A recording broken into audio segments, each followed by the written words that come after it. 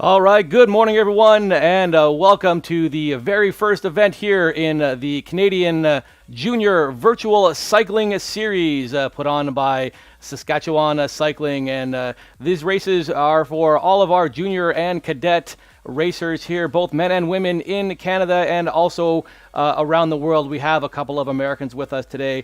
I just wanted to welcome you to the very first live stream as well. My name is Andrew Paradowski. I'm from ARC Events, and I will be one of your commentators today. Joining me all the way from Ottawa and Cycling Canada is Josh Peacock. Josh, how's it going today? I'm doing great. Thanks, Andrew. Thanks for the warm welcome, and excited to be here today. We're excited to have you, and we're excited to see so many young hopefuls on the line today. I think the start list showed around 40 starters from across the country: BC, Alberta, Saskatchewan, Manitoba, Atlantic Canada, Quebec, Ontario, and a couple of riders from the U.S. We'll get to those start lists after the race started, but if we take a look right now, we can go right to the start line and see the riders are waiting, and waiting they are to go and get started today. We've got ourselves one heck of a list, like Andrew said, around 40 starters here for the CANARY WHARF course on RGT. This is actually quite the popular course. If you're tuning in from the UK, you've probably seen some live races here. So we're in for about a 1 kilometer lap. We're going to be doing 40 laps for a 40-kilometer race total. We can see here the athletes are getting ready. Heart rates are already high on quite a number of them. So getting that final spin in before the start gun goes off here in just a few minutes' time. And we're here on the famed Canary Wharf Crit course, a notable downtown London near the Thames River course. Very, very short circuit. We're looking at just roughly a kilometer or so for the one loop. So it is a traditional four-corner crit style course.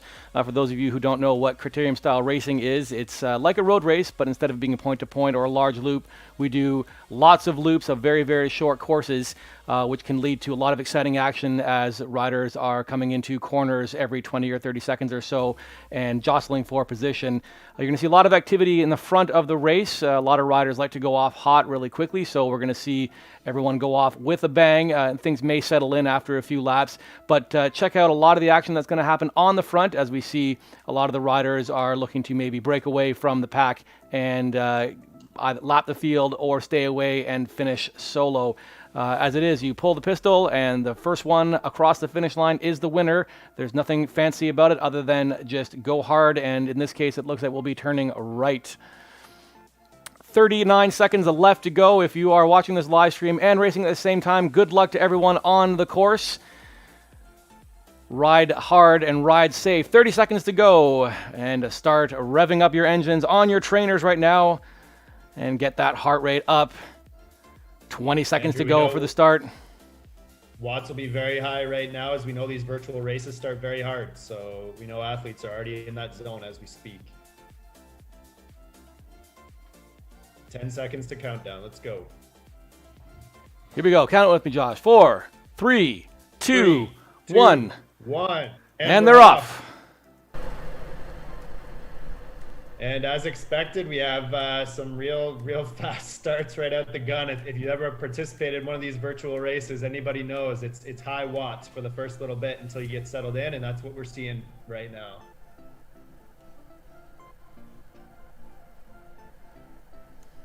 All right now I'm showing, like as expected, we've got about 350, 360, around 400 watts for our race leader into the start. Group is held together for the time being, but we do expect, given the distance of this race and very little elevation change, we're going to see some attacks, as is pretty common during any crit race you might see live.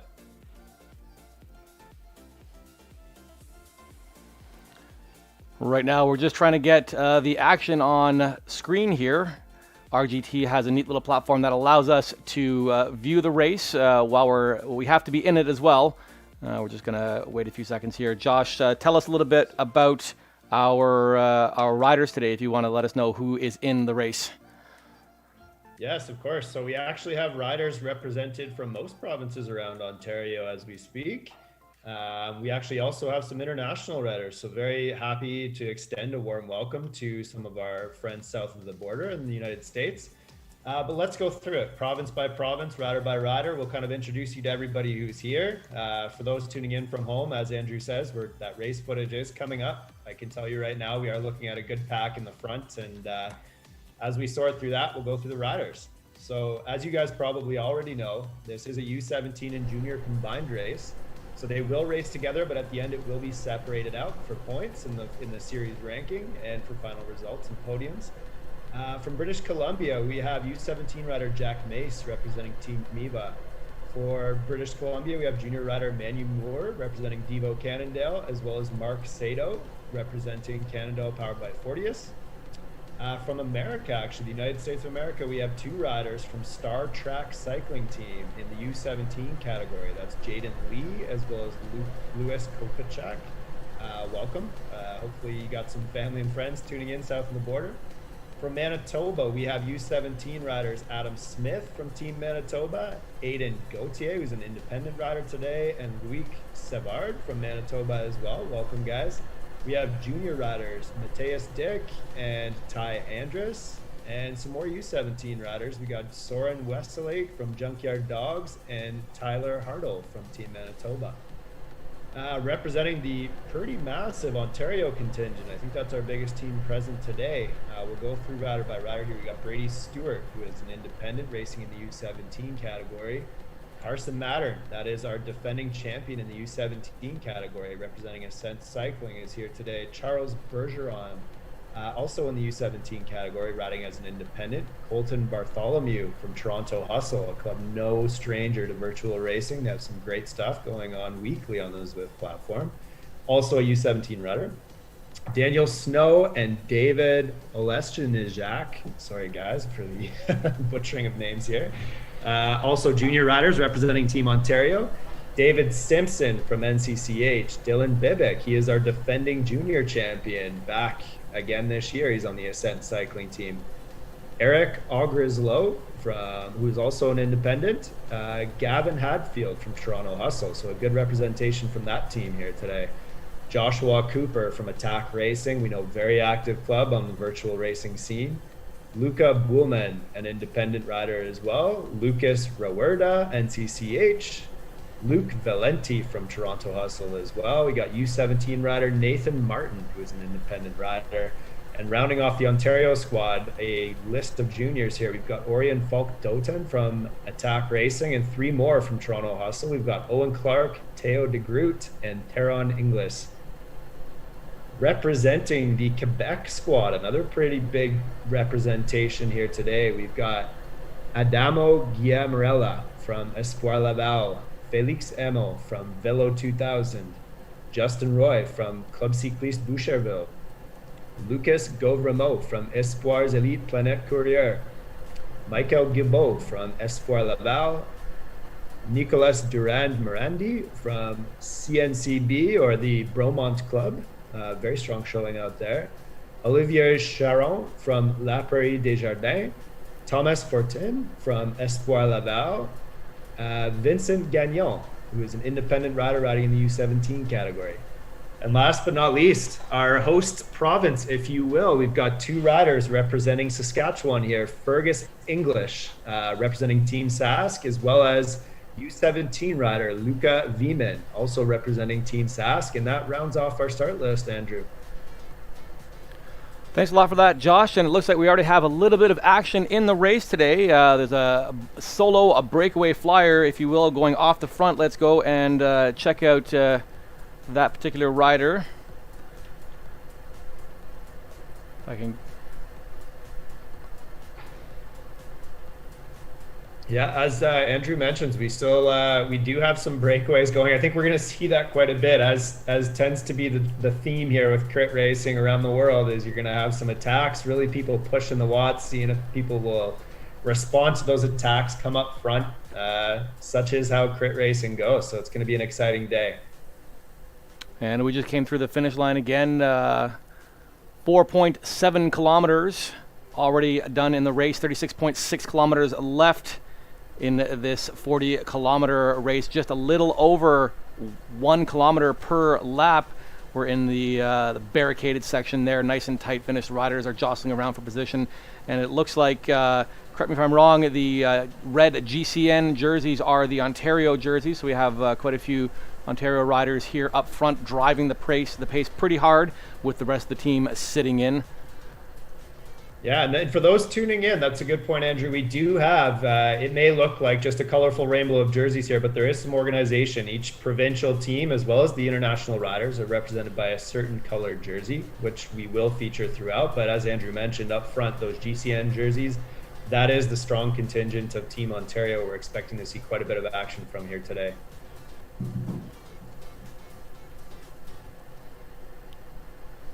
It also looks too as though we have the blue jerseys of Team Alberta and Équipe Quebec as well. So Équipe Quebec is in the Trainer Peaks jerseys. You can sort of see written Trainer Peaks down the side of their legs if that's what you're looking for. And Alberta also blue jerseys in the decathlon jerseys. So keep an eye out for those. We expect some good performances from both of those provinces as well. If you're looking for the hometown crowd, you're looking for Team Saskatchewan. That is the green jerseys.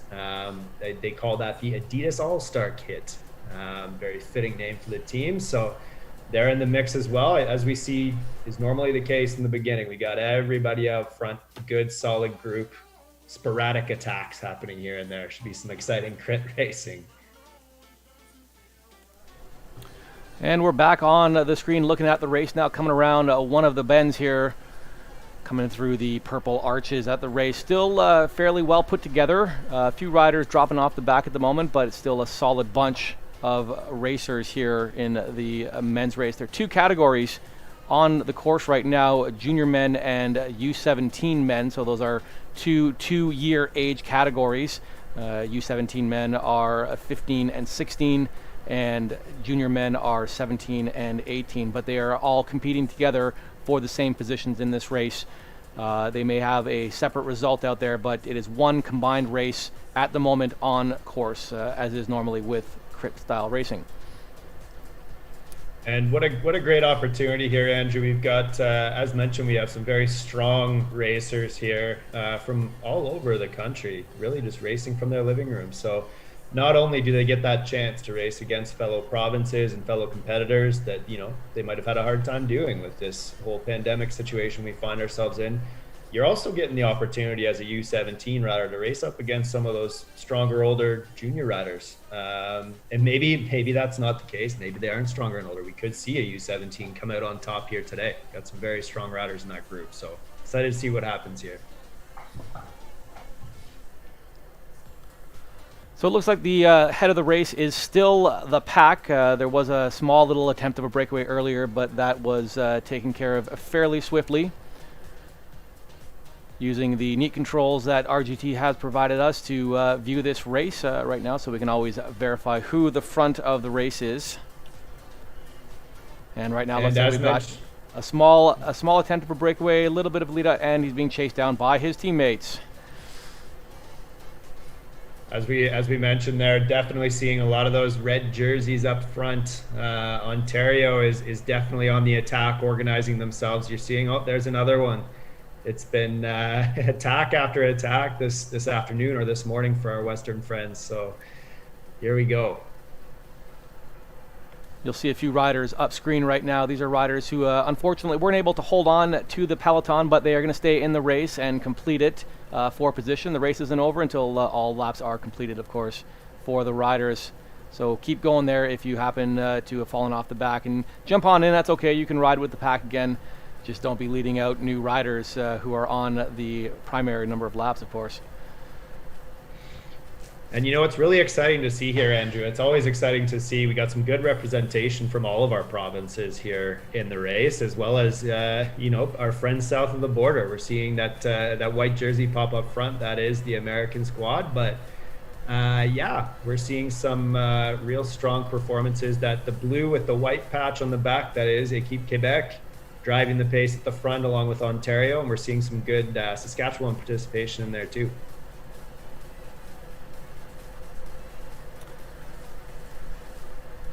Lots of activity here at the front. The physics here in RGT are pretty neat. Allows you to take a look at riders as they increase their power And even the turning looks fairly accurate to me. It's certainly fun to watch. Technology has come a long ways, hasn't it, Josh?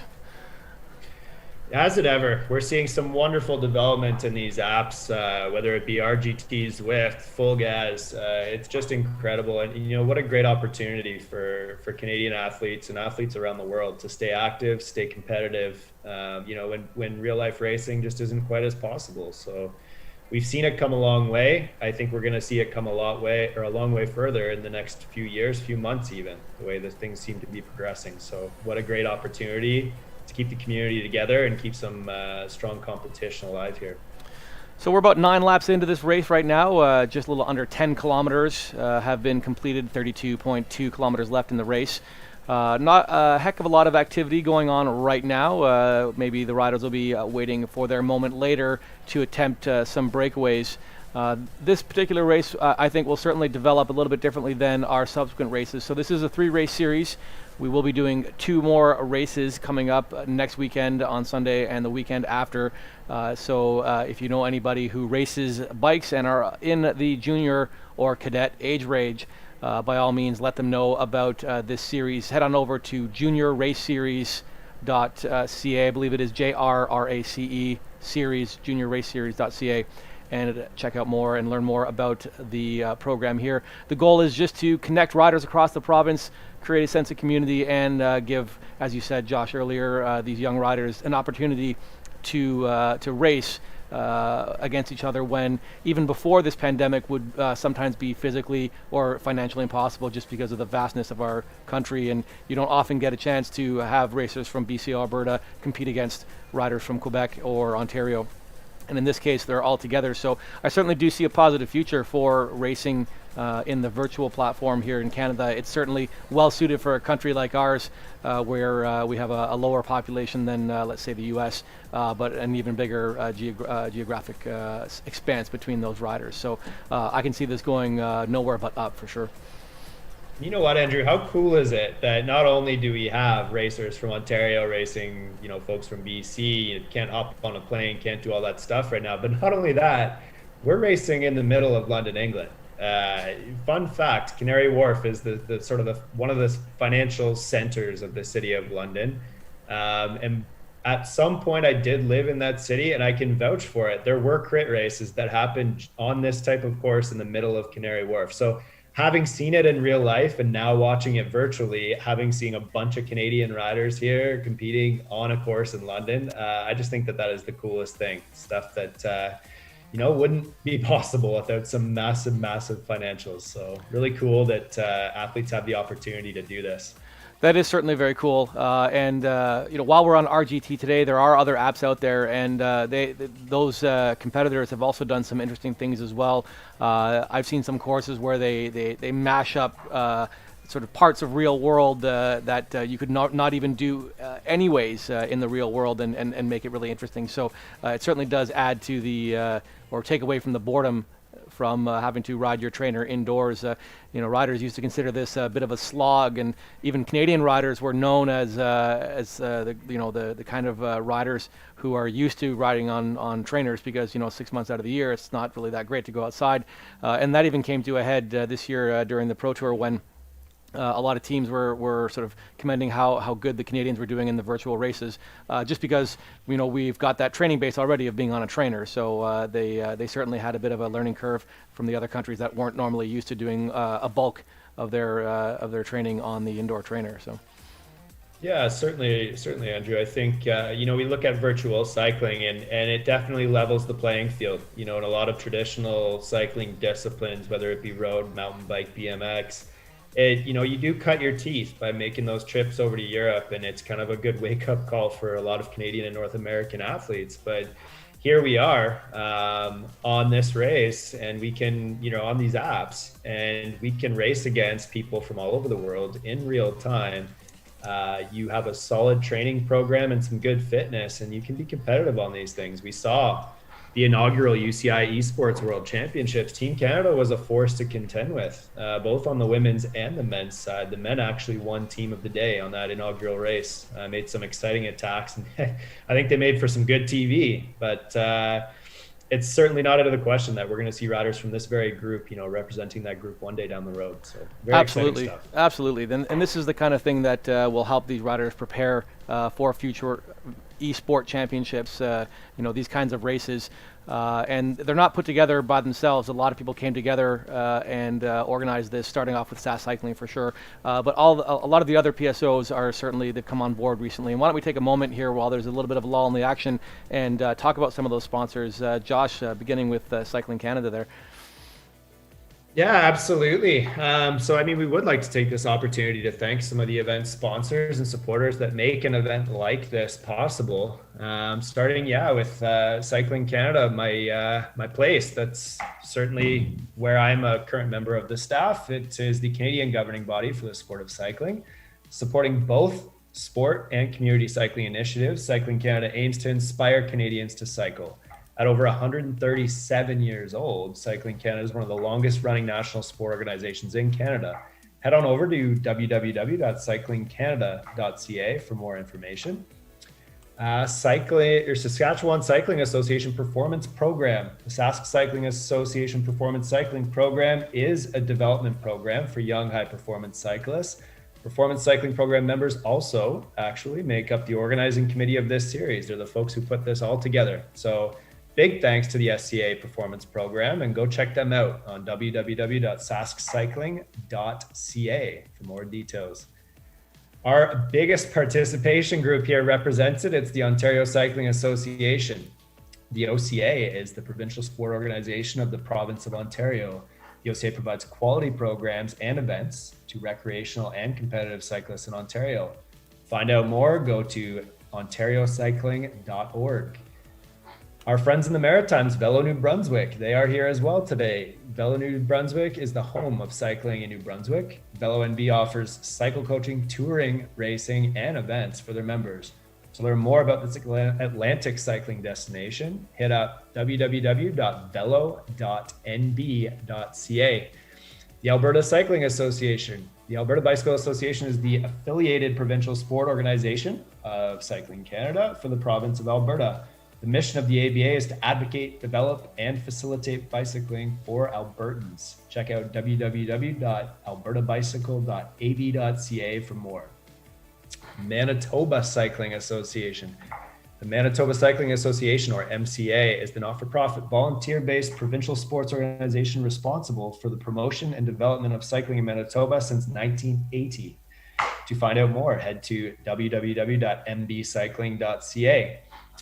And last but not least, our proud sponsor, 4Eyes, a proud sponsor of the Cycling Canada and the Canadian Junior Virtual Cycling Series. 4Eyes Innovation believes in empowering athletes by providing them with all the tools they need to get the most accurate results. From recreational riders and runners to sponsored pro teams, 4Eyes creates tools that helps customers train for personal bests and podium finishes. 4Eye actually will also be providing 2 power meter draw prizes at the end of the series. So each participant in today's race and any races thereafter will be entered into that draw, and we'll be announcing the winners for those power meters at the very end of the series. So good luck to all that participate. We were happy to give away a couple of those last summer, and excited to see those riders on them. And it's something that our national team rides quite regularly. So great product, great sponsor. Thanks to 4Eyes for the assistance and the support. Check them out at www.4eyeinnovations.ca. All right, thanks, Josh. That wraps it up there, Andrew. Yeah, thanks for that. Like we said, this whole thing is put together by the generosity of all of our sponsors, and of course, there is more room for anyone else to get on board. We'd love to have all of our PSOs come on board for subsequent events, so you're welcome to give the folks at SAS Cycling a call and find out how you can become more involved. And if you happen to know anyone who's interested in donating prizes like our sponsor 4Eyes for these wonderful junior and cadet racers, be sure to contact SAS Cycling as well and let them know what you would like to donate. So looking back at some of our race action right now, it is still Grupo Compato right now, with the front leading riders getting a little bit pointy right now. It looks like Ontario is trying to achieve a little bit of a breakaway right now. It's certainly a line, but there's a response from the group right away. They don't want to let any of that group get away, because certainly, even though it is virtual racing, team tactics do come into play a little bit.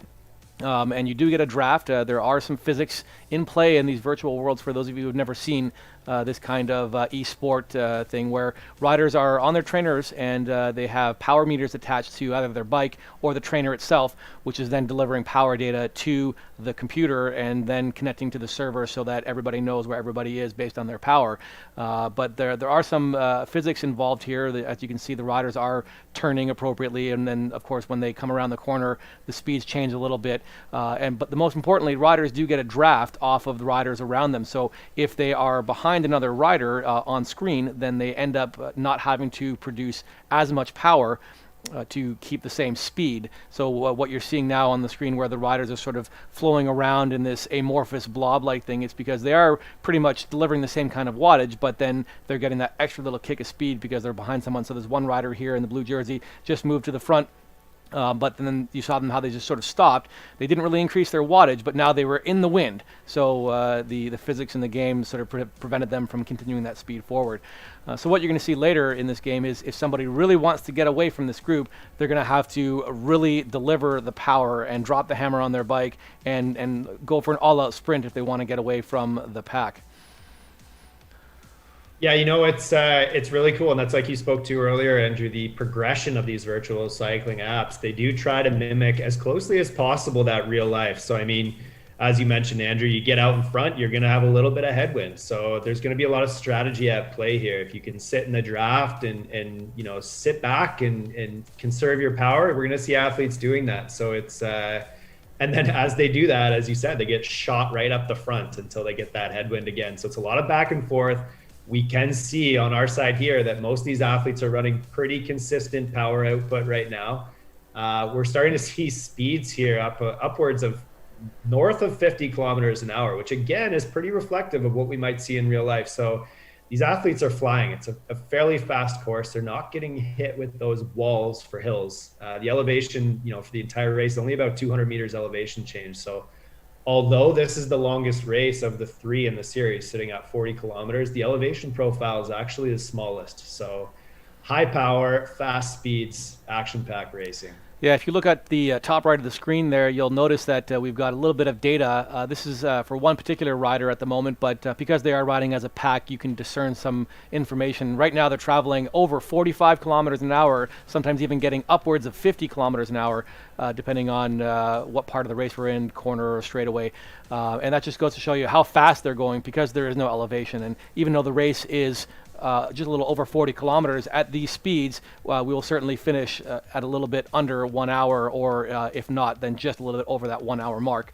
You talk about the next couple of races in the event. There is a bit more elevation, a little more climbing involved in those races, but they are shorter. But that will certainly be compensated for the fact that the riders will be traveling slower, and if the climb is significant enough, they will end up separating, and you may not see this kind of group together on the course. So taking a look at our live stream, Josh, here, we're just about half an hour into it, and we now have 50 viewers online right now, which is great. A lot of folks, friends and family, and possibly even the riders sort of tuning in to maybe get a little bit of race radio, but of course friends and family wanting to watch these young riders compete against each other on the screen. So hello to everyone out there. We've got a few people in the live chat. Just want to give a couple of shout outs to everybody who's talking to us right now. We got Mountain Bike William 42, TX 500 Cafe, Jack Mace, and forgive me if I can't pronounce this one right, Siong Represent, Roxanne Saracen, Wall Choo Choo, and Philip Giordano. So thanks for joining us on the live chat. If you want to cheer on your rider, be sure to check out the live chat in the YouTube stream there, and we'll shout out to that particular rider. We've got Mountain Bike William 42 saying, go Brady, Charles, and David. And nice job, SCA from Wachuchu. And let's go Lewis from TX 500 Cafe. Go Charles again. So if you want to give a shout out to a rider, do so in the live chat. Now, 56 viewers. We are just ramping up in terms of our viewership. Yeah, and if what a great reminder to Andrew. Welcome everybody who's watching in. If you have any questions for us, or just in general want to tell us how awesome we are, feel free to type that on into the comments. Happy to answer some questions, have some good conversations. We want this to be as interactive as possible. I mean, that's the name of the game with virtual, right? So let's let's have some great conversation. Happy to have some good discussions. I'm just looking at the race now. We're starting to see some good action up front. It looks like it's Ontario and Quebec driving the pace for sure. Some real strong power coming out. So with about 21K to go, we're nearing the halfway mark. We're going to start seeing some attacks. I think some riders are going to try to separate here and get themselves a bit of an advantage, but absolutely. And you mentioned earlier on the start list, we had last year's junior champion Dylan Bivic from Ontario. You can look on the left side of the screen. We've got the top 10 riders in the top 10 positions on the course at the moment. And a few moments ago, you saw him there on the front for quite a bit. And if not in the top 3, they're trying to stay with the group. Yeah, absolutely. We expected a strong performance from Dylan for sure, and certainly a lot of his counterparts in the race here. And it's not just juniors. We're seeing some really strong U17 performances here. So let's see how long everybody can hang on and see who can maintain these pretty wild power outputs here. Over 50 kilometers an hour now. That pace is just driving up. 56, 57. It's getting really hot out there. Team Ontario, Team Quebec really driving that pace, hoping to shed more riders out of the pack. The less riders that you've got in the lead group, the bigger your chances are of having a top 10 finish or winning that sprint. As a cycling coach of mine used to say, in a field of 100 riders, there's only about 2 or 3 who are going to win that sprint. So your 2 best options of having a very good finish are to whittle down your competition through intense, high, long intervals like this, or by just being the best sprinter out there and finishing in the pack and driving the pace right at the end. So we'll see who is left in the next 20 kilometers halfway through the race in this pack, and see who's got the legs at the end to do a nice big sprint finish. Yeah, and speaking of our mix of riders here, we're looking. You can kind of start to see there's some pretty common names that are hanging around up front. We've got Mikel Guilbeault. That's actually a U17 rider riding for Espoir Laval. He's been pushing the pace here on the front most of the start of this race. So, congrats to him. It looks like currently I'm seeing 4 watts per kilogram push from him, which 20 kilometers in, that's pretty impressive. Now up to 6-7. So. Let's good luck to you, Mikel, and let's see if you can hold on to that for another 20K. If you can, that's very impressive. Yeah, we certainly are seeing some high numbers here on the left. The wattage numbers are going into the red quite a bit. These riders are driving 6-7 watts per kilogram. I don't think I've ever gotten anything above 4 watts per kilogram on my own, so there are certainly some strong riders here, and they can put out the power. For those of you at home who don't know what that means, basically a rider is putting out a certain amount of wattage into their trainer. It would be like, those things where you see people on the bike with a light bulb attached to it, and they're riding the bike really hard to make the light bulb light up, or if you're a really strong sprinter to toast a piece of bread. I've seen this before, but they're delivering a certain amount of wattage, 500 watts, 1,000 watts, 1,500 watts. So you basically take that number, divide it by the rider's weight, and that's what you get, your watts per kilogram. So this comes into play, especially we'll see this come into play a little bit later in our future stages where there's some climbing involved, because the lighter the rider is, the more advantage they have from this watts per kilogram concept. So. Yeah, it's all about that power to weight ratio, Andrew. And as a guy who's about 200 pounds myself, I can vouch that being lighter is definitely an advantage here. And if you're a bit on the heavier side, then you definitely got to drop the watts. That's for sure. So we're testing riders' power curves here, lighter, heavy. These are all pretty powerful young riders. Looks like we got Mr. Hardfield. He was trying to get away maybe a little bit at the front, certainly being the pointy part now. Another Ontario rider coming to the front. That looks like Dylan Bivic, riding for Team Ontario, driving the pace there again. Lots of Team Quebec riders in the mix. Looks like one rider from CHCH, so I'm guessing this is a Team Ontario rider. Didn't get the memo, but that's okay. We can certainly wear our team colors. Is that what that says there? Is that, or C Cinch? Possibly. That might be somebody else. That is still from... We'll have to wait until they come up to the front and catch which rider that is. And that looks like Jay Raw, so one of our Quebec riders, possibly. Yeah, so a good point to mention there, Andrew. As mentioned a bit earlier, we've got the memo out to all the riders, and you'll see very different colored kits for all of our different riders. As mentioned before, that red and white kit, GCN is the Ontario group. We're seeing a lot of action up front, and And the blue kits from Decathlon, which is Alberta, as well as Training Peaks, which is Quebec, and some strong performances on Sask I keep seeing up there too, and BC. But as mentioned by Andrew, it's not mandatory that they choose the kits. So some riders may appear in different colors, may not be representing their province properly, but we will see it in the final results who came through and what province they're representing. So good luck to all. For sure, and if you want to check out your results, they will be available after the race on the race organization's website. Once again, that's juniorraceseries.ca. And also, there is a portal there for riders to submit their result to make sure that the organizers do have the correct results. Sometimes the result doesn't get transmitted properly through these servers, so there might be a small hiccup. So be sure to use that form to submit your result with the pick of your final placing from your side. So head on over to juniorraceseries.ca for all of your final results, and of course the series points as the series goes forward. So. And another fun note too, Andrew, if obviously for all those tuning in on YouTube right now, you can check out the Junior Race Series YouTube page for all the content that's been produced with this group since the start of the series just last year. You got some great rider interviews and coach interviews on there, as well as some past races. So definitely head to Junior Race Series on YouTube, have a look and see what the series is all about, and get some solid rave reviews from the athletes who participated. For sure, and also be sure to click the like and subscribe button while you're on the YouTube page. That way you get notified every time that the SCA program, Saskatchewan Cycling, or this race series goes live with a video or goes live with a race like this one. We've got 2 races today. Currently you're watching the under 17 and junior men's race in the Canadian Junior Virtual Cycling Series.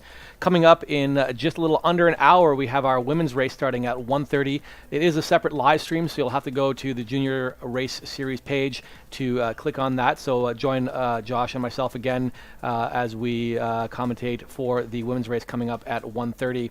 And if you happen to be watching the live stream and you like what you see and you want to help support these kinds of live streams and make sure that they can happen in the future, please feel free to donate and we call it buy us a coffee.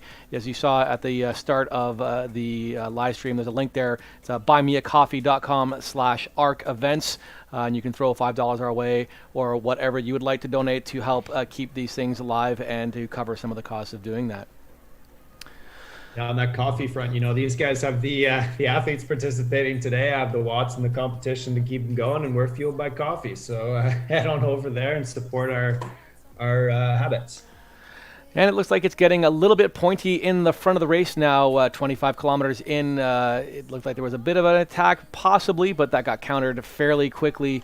Looks like the riders are looking around at each other, trying to figure out who is going to make the actual break. The pack is still fairly sizable. I'm counting maybe 15 to 20 riders still in the main pack. Sometimes we don't get the best view here. Let's see if we can get a race view looking back. There we go. Nice, neat little view of the riders coming by the finish zone there, back to the drone view. Still a good 20, maybe 24 riders in the front pack. No one's broken away yet. That may not happen. We only have 15K left. You don't have a lot of opportunity left in the race, not a lot of road in front of the riders here. But maybe that's all you need, is that sort of last minute breakaway attempt. We might see that in the final 5 kilometers, where if the riders still have a half tank of gas left in their legs, they might just drop the hammer and try to go away. So keep your eyes peeled in the next 10 kilometers, possibly for that type of breakaway action to occur. Yeah, as is the case with crit racing, now that we're getting into past the halfway point, we can expect some real action here as the group starts to split apart. Crit racing is always one of the beauties for this, and you can see it. I mean, we get to sit here and watch online and get some sort of unprecedented views, live action of the race, but often is the case in real life as well. These are our best attended spectator events. A small circuit, something like this, would only be about 1 kilometer, so you can actually have people all around the course watching, cheering on, as our avatars here are doing on the side of the road. So thanks to all those Londoners who came out to cheer on our virtual racers. Should be a fun sprint to the finish. That's for sure. It is certainly exciting to watch here with all the neat things flying by on the screen. We're hoping that everyone's getting a good view at home there on the live stream. Still less than 15 kilometers to go in this race. Quite a few of the Ontario and Quebec riders still driving that pace really hard, and a few of the other provinces, looks like Saskatchewan, Manitoba in the mix there. One rider, Carson Matern, driving the pace right now at the pointy edge of the crit, falling back in. A few Quebec riders, Roy, Guillermo Hamel at the front there. Lucas Bullman from Ontario, you can see there's a Swiss flag. Luca is originally from Switzerland, but he is riding in Ontario now and riding for Team Ontario in this race. Lots of red at the front there. Mr. Martin, Hadfield, Veeman, and that. And you'll see on the left of your screen as well those red numbers. So that's when we really see a surge, and the number associated to it you'll see gets quite high. That's the surge in power, and you can imagine what this is doing to a rider's legs on their trainer. If you've ever spent a significant amount of time on a trainer, you can imagine the work that's going in. Every time one of those surge happens, you're putting down maximum power, and it could be for decently sustained periods. So these athletes are certainly getting worked by this course and their fellow competitors. Just came through the finish line there. About 13 laps left to go in this race, with 13.5 kilometers left. Hopefully I have my math right on that one. That says, oh, excuse me, right on the top on the left there. Look at that. It's already done for me. Lap 19 of 40. So that doesn't look right either. So we'll have to just go by the remaining kilometers left in the race and let us know how much we've got to go. That just could be a glitch from some of the other riders mixed in the course there. Yeah, as Andrew mentioned, certainly just as is the case with many real life crits, riders will be dropped. So certainly, as these apps develop, we could be looking at the numbers from one of those riders who's been dropped and is not on the lead lap. But, watching through the finish here, we'll look at that remaining kilometers to go. That should give us a good idea. Again, we have a 1 kilometer loop. So with 13 kilometers to go as it stands, we should be looking at about 13 laps. Sounds like a lot, but that's going to go by real fast. So settle in. I think we're going to start to see some real attacks here off the front.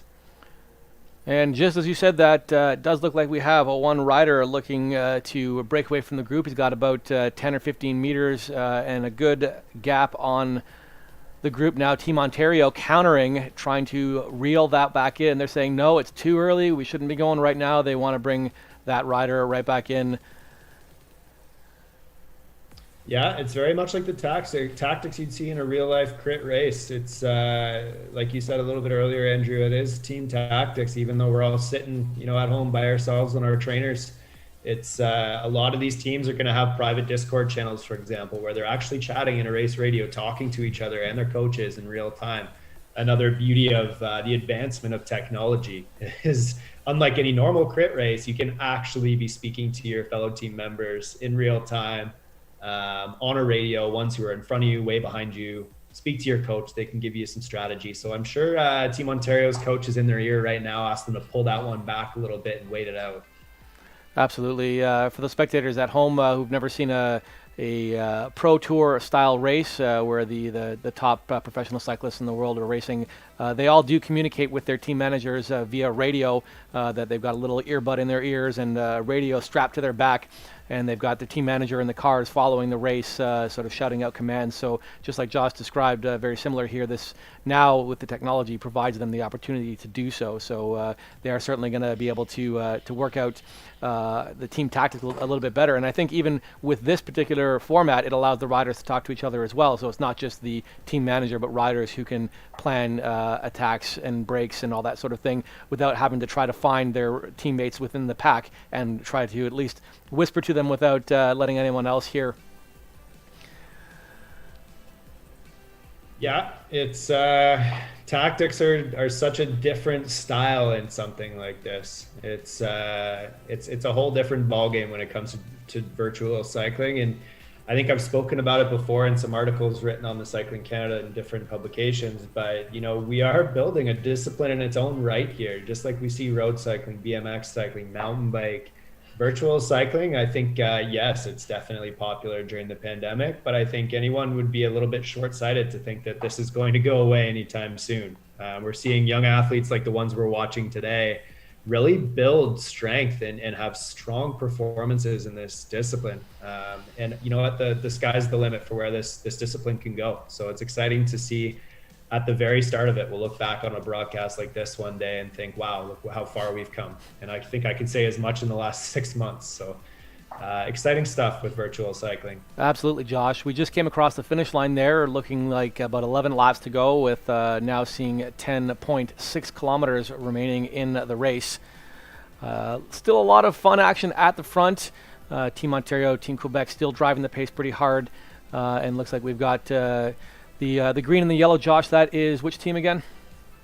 The green and the yellow, that's Sask Cycling. Team That's Sask the hometown Cycling. Okay. team. That's what I thought. The hometown team also up front and mixing it up with the Eastern heavyweights, that being because they do have the largest contingent of riders here, so they certainly have the ability to control the pace. But with a small team and strong riders, you can still have a solid effect on the outcome of the race. And now we have the full green jersey, Josh.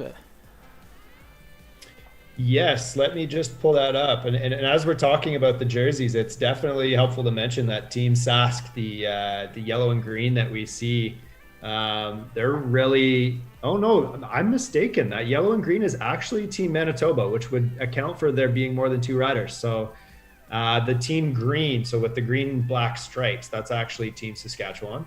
So my apologies there, but Manitoba, decently solid team showing as well today. In terms of numbers, we got a good mix, actually primarily U17 in that group. So impressive to see those riders up front mixing it up. Absolutely. So we've got Team Sask here, and it looks like Team Manitoba again at the front of the race. These prairie teams are trying to do a little bit of damage to Team Ontario and Team Quebec in the mix there. As we are getting close to the race, less than 10 kilometers to go now. So this is the point where we're going to start to see that flurry of activity. These groups will no longer be the amorphous blobs that we're used to seeing in the previous 30 kilometers. We're going to start seeing more likely things like these pace lines of death that they're called sometimes, where the riders are just strung out one in front of the other. It may not happen exactly that way in this particular world because of the physics, but in the real world, this is what you would see, is one rider in front of the other, just because the pace is so high that people are just sort of trying to get into the draft of the rider in front of them, and there's not a lot of extra power to try to go around. So we're going to see a lot of that sort of stretching out and the accordion effect in the next 10 kilometers as these riders are trying to, once again, shake off some of the riders that are in the pack to lessen the numbers or possibly break away in the final 10K to go for a solo victory.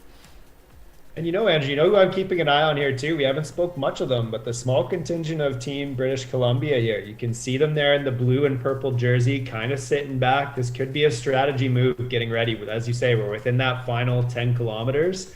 Always wise to stick back, you know, hang out in the back in the pack, conserve your energy, be ready for that final push, as we tend to see in crits. So exciting to see. You know, there's probably some team tactics at play here. There most definitely is. So don't count out Team BC either. They're there. They've kind of been in the action all morning, and we'll see what they can do here in the final kilometers. And of course, a few other small teams. We've got riders from the U.S. as well. There's 2 riders from Star Trek International. These guys are a bit more known on the track side of things, the velodrome, but being on the trainer is something that they're used to very much so as well. So coming to this venue certainly isn't a big shift from riding on the track. So we have a couple of our American riders here, a small team mixing it up there. We've been mentioning Ontario and Quebec a lot, but of course we've got our riders from out east today. Let me just pull up our start list here. Actually, forgive me, we don't have anybody from out east today. No, and speaking of out east, I guess as far east as we're going today is Quebec, and it looks like on the live stream we've got the Justin Roy fan club is here today from Club Cycliste Boucherville. So welcome to Richard Roy and 941826. That's a unique username, but welcome both. It appears we got the crew out here cheering for Justin. He's been riding up front and looking strong all day. So we'll echo that. Go Justin. Let's see what you can do here today. For sure. And also we've got Nathan Westlake there saying, go Soren.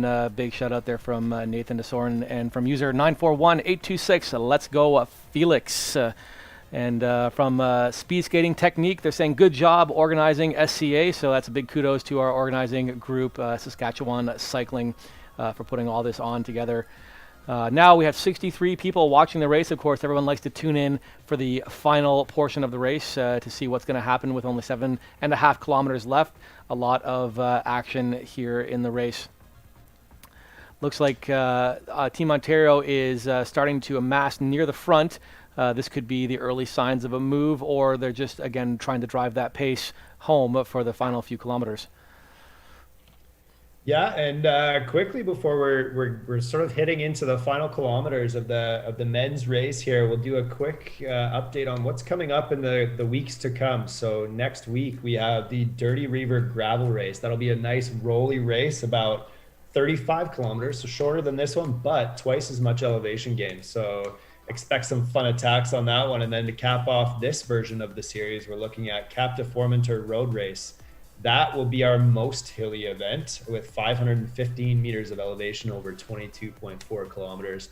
That one will take place on February 7th. So as Andrew mentioned before, if you're watching this, you're a junior or U17 athlete, this is open to the high level, performance level U17 juniors, as well as developing athletes and any independents out there. You don't have to be a part of a provincial team to be a part of this series. Anyone can come out. It's free to enter. So check out the website, and you know, the more the merrier. The more people we can have a part of this series, the better the sport develops and the more action we see in these events. Absolutely. And don't forget, we still have our women's race coming up at 1:30 p.m. That's 1:30 p.m. live Eastern and 10:30 Pacific. I did that math right. 3 hours back. 10:30 Pacific and 1:30 Eastern. And that will be, once again, live here on the Junior Race Series YouTube site with myself and Josh Peacock from Cycling Canada providing the commentary. 6 kilometers to go, and Team Ontario with Team Quebec, and we have one rider there from Saskatchewan in the front, picking up some riders who are off the back and still in the race. So keep pedaling forward, but see if you can catch on and get a little bit of a draft from this group coming by. There are a few other riders on course right now who actually aren't riders. These are ourselves, for example. We need to have 2 avatars in the race to be able to show you the live footage today, as well as a few other people from the organization, making sure that everything is working the way it should. So these aren't all riders who have dropped off the back. Some of these are just sort of organizing and official vehicles, if you would. So don't feel too bad about some of the riders that do get past. Some of them are just here to help promote and make this race a quality race for everyone on the field now. Still a little bit blobby in the front. Quebec and Ontario still looking around at each other. No one has really decided they wanted to make the definitive move yet. We've only got about 5 kilometers left, 5 laps to go roughly before this race is over. And it looks like Carson Matern once again taking a round at the front there, with Theo de Groot now taking his opportunity to lead out this and take a little bit of the wind away. Gavin Hadfield in the front now, Mr. Veeman and Monsieur Guibault in the front. A lot of switching happening here. Once again, the physics are coming into play here, where riders are dropping their wattage. You can see those numbers on the left there getting pretty high, over the 5 watts per kilogram in the red zone. So they are keeping this pace pretty high, over 40K an hour at the moment. Less than 5K to go. This is getting pretty exciting, Josh. Yeah, and you know what? It's I think, you know, the closer we get, we might actually be looking at a group sprint. If we're going to see some real big attacks, it's going to be in the next couple of kilometers here. Otherwise, they know they're in for a sprint. So it'll be an interesting game of conserving your power, but also staying close enough to the front that you can respond to any of those attacks. And I suspect we will see some here in the next couple of kilometers, some sort of acts of desperation, if you will, knowing that that sprint is going to be a heck of a sprint at the end of this race, given the power this group has been putting out. It sure will. Looking at our live stream chat here, we've got Coach Kevin Sims from the Toronto Hustle team. He's chiming in there saying it's the Toronto Hustle junior debut for their team. Quite a few of the Ontario riders are riding for a team called Toronto Hustle, which works on junior and U23 development, and they've got a pretty strong squad in the past and this year as well. So he's out there saying, let's go boys, Coach Kevin Sims. We've been informed that Jaden's iPad has died, so I don't know if that's going to affect Jaden's race. But if he's no longer able to compete, we're sorry that you had the technical mechanical, they had a fun term for this, a techmanical or something like that. In any case, I think they are offering a bit of a consolation prize to riders who get booted out or can no longer participate in the race because of some technological malfunction. They get an extra entry into the Four Eyes draw. I believe that is the case. And somebody will correct me if I'm wrong, but so that, it's not as good as finishing first, but it is somewhat of a consolation. And then finally here, Tim Comfort saying, go Veeman. So thanks for joining us on the live stream today. 64 live viewers. Maybe next week, tell your friends and family that we're doing this and we can get up to 100. 3.7 kilometers left in the race as they come through the finish line. That means 4 laps left to go. Again, I'm not sure the exact distance, so doing that math on the fly isn't the easiest. And when the lap counter on the screen isn't giving you the best information, it's not the easiest to tell. And looking at the live sort of race action here, I mean, we've had some good groups. Carson Mattern sitting at the front, our previous year's U17 champion. Dylan Bibick, our previous year's junior champion. Also seeing a really strong performance from Justin Roy, actually a U17 rider, still hanging out there up front. So good for him. And Felix Hamo, a junior rider from the club Velo 2000. So great performances, as well as Mikel Guibault, another U17 rider. So as mentioned, it's anybody's game with virtual cycling, and who's to say a 15, 16-year-old rider can't toss it up with the 17 and 18-year-olds. We're seeing that sort of proof right here today. Absolutely, and for sure, we've seen this before on the real road world with the women, especially in Canada. The former Tour Rimouski saw the cadet women and the junior women competing together, although they had separate results and separate classifications. They were riding together, but it was just cadet men in that particular race, and then the junior men have their own race by themselves in the Tour de l'Abitibi.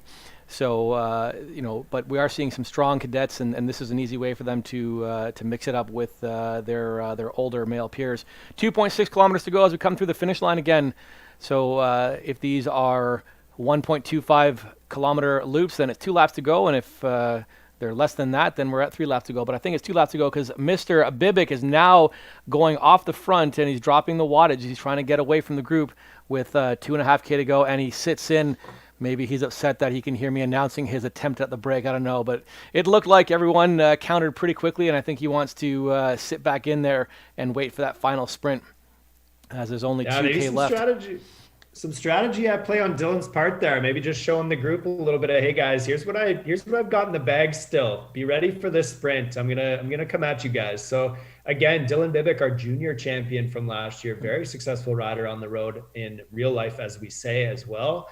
Exciting things ahead for this young rider as he controls the pace here, as well as the crew we just mentioned. So seems to be a solid crew up front, pushing the watts. We're seeing 8.5 watts per kilo there.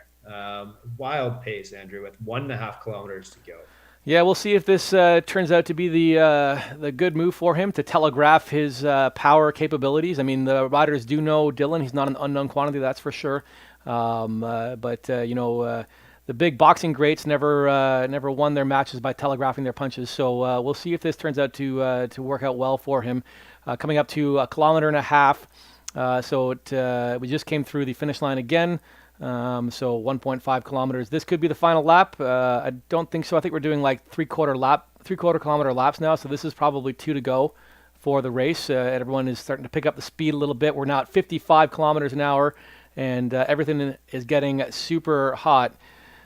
I may be calling the wrong finish line here because there's more than one orange arch in the graphics here. So that's a little bit distracting. So we'll have to keep an eye on that kilometer marker. Yeah, I think, Andrew, if we're looking on the sort of spectator screen there, we got the little checkered flag there in our graph. So if we follow that one, I'd say we're probably a lap to go now. Either way, as the clock ticks down, we're starting to see the action ramp up here. So that's for sure.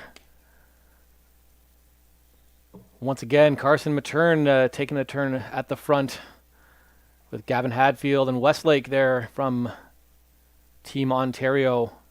And this is that line that I was talking about. Let's take a look back behind here and see how long and strung out this is. It's a big, and it long... looks like, look at all the red. Look at all the red. We're seeing massive power from these athletes coming into the final 500 meters. So that must be the start of their short little sprint thing, the first orange one. 400 meters to go. Yeah. Hadfield in front, Matern second, Dylan Bibick in a third position right now.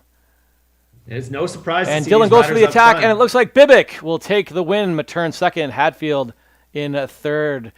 All right, there you have it. A lot of exciting races. You were right, Josh. It ended up being a bunch sprint, but the strong riders were able to overcome their competition, and it looked like a sweep for Ontario with, once again, former series champion Dylan Bibick winning the race. And we're now getting informed from the technology here that Dylan Bibick won. All right, Josh, that was a super exciting race. Thanks very much for coming out, everyone, and joining us today on the live stream of the Canadian Junior Virtual Cycling Series. That was our first race of 3. It was the junior and cadet men racing here at the CANARY WHARF virtual platform. It's just a few minutes before 1 p.m. here Eastern Time. We're going to be joining you once again later this afternoon at 1:30 p.m. Eastern, 10:30 Pacific for our women's race.